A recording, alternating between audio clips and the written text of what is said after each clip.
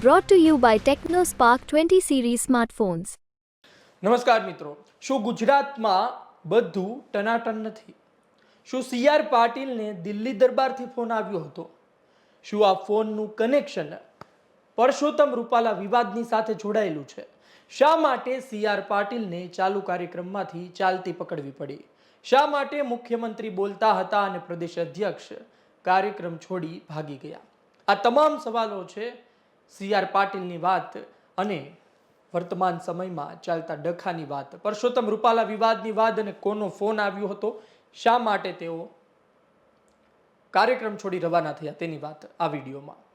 CR Patil ગુજરાતની રાજનીતિના અત્યારે ચાણક્ય સાબિત થઈ રહ્યા છે.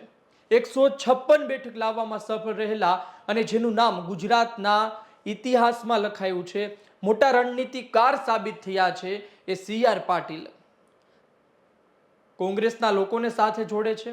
કોંગ્રેસના લોકો તો આવી ગયા છે, પરંતુ હવે ડખા વાત હવે તેમના પક્ષમાં જ છે. હવે તેમની સામે મુશ્કેલી કોંગ્રેસ કે આમ આદમી પાર્ટી નહીં, પરંતુ તેમના જ પક્ષના લોકો છે.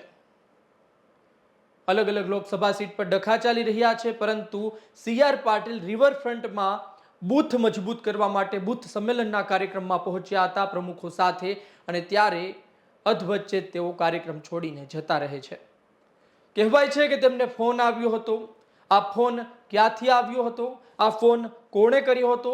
સીઆર પાટીલને ફોનમાં શું કહેવામાં આવ્યું? સીઆર પાટીલને શું કામ સોંપવામાં આવ્યું? અથવા તો સીઆર પાટીલને શું યાદ આવી ગયું કે અચાનક તેઓ કાર્યક્રમ છોડી ભાગ્યા? સામાન્ય રીતે મુખ્યમંત્રી સંબોધન કરતા હોય, મુખ્યમંત્રી પોતે ભાષણ કરતા હોય ત્યારે ત્યાંના પ્રદેશ અધ્યક્ષ ત્યાં બેસે અને ચાલુ કાર્યક્રમમાં જાય તો તે નવાય નહીં, પરંતુ મુખ્યમંત્રી બોલતા હોય ત્યારે કાર્યક્રમ છોડે તો લોકો આશ્ચર્યથી જોવે એ સ્વાભાવિક છે. સીઆર પાટીલને પણ લોકો તે રીતે જોઈ રહ્યા છે. સીઆર પાટીલ ગયા અને ત્યારબાદ એક ચર્ચાએ જન્મ લીધો કે શું સીઆર પાટીલને પરસોત્તમ રૂપાલાને લઈને ફોન આવ્યો હતો? શું સીઆર પાટીલને રાજકોટ લોકસભા બેઠકને લઈ કઈ માહિતી આપવામાં આવી છે?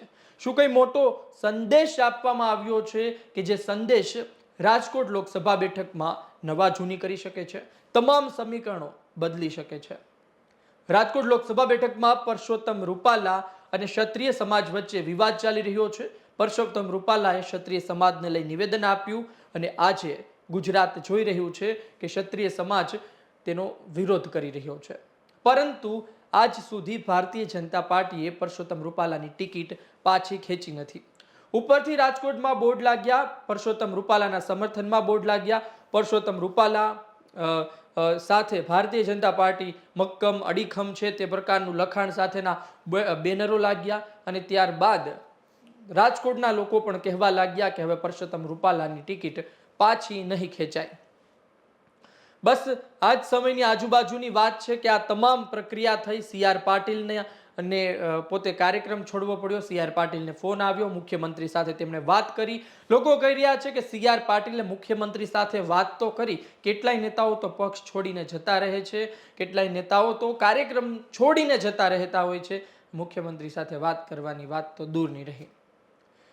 સીઆર પાટીલને ફોન કોનો આવ્યો હતો? સીઆર પાટીલને કહેવાય છે કે ફોન દિલ્હી દરબારથી આવ્યો હતો, અને આ દિલ્હી દરબારથી ફોન રાજકોટ લોકસભા બેઠકને લઈને હતો. શરૂઆતમાં તો આ વાત અમારી સુધી પણ ના પહોંચી, પરંતુ ટ્વિટરમાં કેટલાય લોકોએ ટ્વીટ કર્યું છે, આ વિડીયો મૂક્યો છે અને પોતાના અભિપ્રાય લખ્યા છે. અમે વિચાર્યું કે શા માટે આ વાત લોકો સુધી ના પહોંચે, શા માટે ગુજરાત તકના દર્શકોને, સબસ્ક્રાઇબર્સને સીઆર પાટીલના આ દ્રશ્યો ન જોવા મળે. અમે પણ આ દ્રશ્યો ડાઉનલોડ કર્યા અને આ દ્રશ્યો તમારી સુધી પહોંચાડી રહ્યા છીએ અને તેની માહિતી આપને આપી રહ્યા છીએ. જ્યારે અમે જાણવાનો પ્રયત્ન કર્યો ત્યારે વાત મળી છે કે વર્તમાન મુદ્દો રાજકોટ લોકસભાને લઈને ચાલી રહ્યો છે, અને આ જ મુદ્દે સીઆર પાટીલ પણ પોતે ચિંતિત છે અને કેન્દ્ર પણ ચિંતિત છે. પરસોત્તમ રૂપાલા કદ્દાવર નેતા, ભારતીય જનતા પાર્ટી માટે તેણે ઘણું કર્યું છે, વર્ષોથી ભારતીય જનતા પાર્ટી માટે છે અને પ્રથમ હરોળના ગુજરાતના નેતા છે. આ મોટા નેતાને પીછેહટ ન કરવી પડે, પાછી પાની ન કરવી પડે, આ માટે ગુજરાત ભાજપ કામે લાગ્યું છે. બસ આ જ મુદ્દો હોઈ શકે તેવું સૂત્રો પાસેથી માહિતી મળી રહી છે. આ તમામ વાત છે, આ તમામ ચર્ચા છે, આની પર કોઈ મહોર નથી કે આમાં કઈ જાતની એમ કહી શકાય કે સચ્ચાઈ નથી, પરંતુ એક આંકલન છે, એક જજમેન્ટ છે, અને જે વાતો ફરી રહી છે એ અમે આપની સુધી પહોંચાડી રહ્યા છીએ.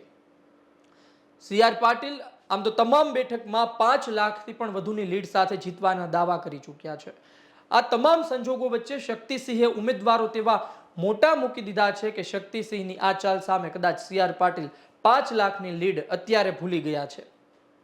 સી.આર. પાટીલને હવે જીત દેખાઈ રહી છે, કારણ કે કેટલી લોકસભા બેઠકમાં લીડ તો દૂરની રહી, પરંતુ ઉમેદવારનો જ વિરોધ થઈ રહ્યો છે. એ પછી સાબરકાંઠા હોય, એ પછી અમરેલી હોય, એ પછી વડોદરા બેઠક હોય, એ પછી પોરબંદર હોય કે પછી રાજકોટ હોય. આ તમામ બેઠકમાં ભારતીય જનતા પાર્ટીના દિગ્ગજ હોય કે પછી નવા ચહેરા હોય, તેની સામે સ્થાનિકો પડદા પાછળ અથવા તો પડદાની આગળ આવી વિરોધ નોંધાવી ચૂક્યા છે. સી.આર. પાટીલને આ પ્રકારે ફોન આવે છે, સી.આર. પાટીલ ચાલુ કાર્યક્રમ છોડીને જાય છે. તેનું મહત્વ એટલા માટે છે કારણ કે આ કાર્યક્રમમાં મુખ્યમંત્રી પોતે હતા અને તેઓ જ સંબોધન કરી રહ્યા હતા. એટલા માટે જે વાત કરવામાં આવી સી.આર. પાટીલને તે ખૂબ જ મહત્વની હશે. સી.આર. પાટીલ ફોન ઉપર કામ પતાવી શકે, સી.આર. પાટીલ તેના માણસોને મોકલીને કામ પતાવી શકે, સી.આર. પાટીલ ફક્ત એક ઈશારો કરે અને કામ પતી જાય તેટલી તાકાત સી.આર. પાટીલ ધરાવે છે. દરેક જિલ્લામાં સી.આર. પાટીલનું મોટું વર્ચસ્વ છે. સી.આર. પાટીલને ચાહનાર લોકો અને સી.આર. પાટીલને સમર્થન કરતા ભાજપના કાર્યકર્તાઓની સંખ્યા ગણાય નહીં તેટલી છે. પરંતુ શા માટે સી.આર. પાટીલને પોતે ઊભા થઈને જવું પડ્યું? આ તમામ સવાલ છે. આપનું શું કહેવું છે કોમેન્ટ બોક્સમાં લખો.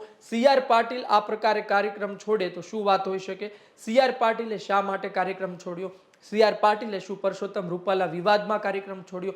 શું સી.આર. પાટીલને જે વાત કરવામાં આવી, જેનો ફોન આવ્યો તે દિલ્હી દરબારથી ફોન આવ્યો, જે વાત કરી એ વાત પરસોત્તમ રૂપાલા વિવાદને લઈને હતી? શું રાજકોટ લોકસભા બેઠકમાં જે કંઈ ચાલી રહ્યું છે તે તમામ વાત સી.આર. પાટીલ સુધી પહોંચી રહી છે અને તેમાં જ ડેમેજ કંટ્રોલ કરવાનું કામ સી.આર. પાટીલને સોંપવામાં આવ્યું છે?